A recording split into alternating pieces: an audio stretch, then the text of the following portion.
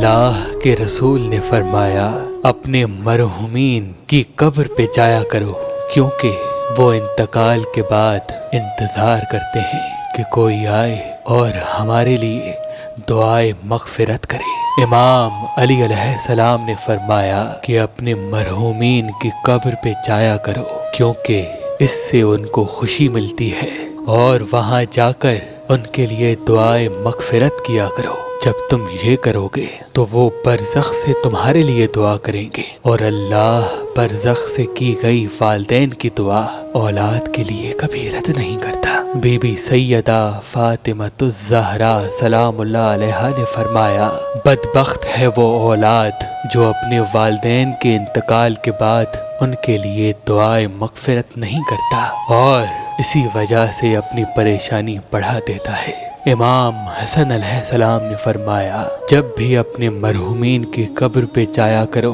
तो मेरे नाना हजरत मोहम्मद मुस्तफ़ा सल्लल्लाहु अलैहि वसल्लम के सदके अपने मरहुमीन के लिए दुआए मग़फ़िरत मांगा करो। बेशक अल्लाह अपने महबूब के सदके हर दुआ कबूल करता है। इमाम हुसैन अलैहिस्सलाम ने फरमाया, जब किसी का कोई इंतकाल कर जाता है तो वो ना एक नेकी बढ़ा सकता है, ना एक गुनाह कम कर सकता है, बस उम्मीद रख सकता है कि मेरे वारिस जो फिलवक्त दुनिया फानी में है वो मेरे लिए कुछ भेजेंगे, और इसी इंतजार में वो मुसलसल रहता है। याद रखना, अपने मरहुमीन को ना भुलाना, वरना तुम्हारे इंतकाल के बाद तुम्हें भी भुलाया जाएगा।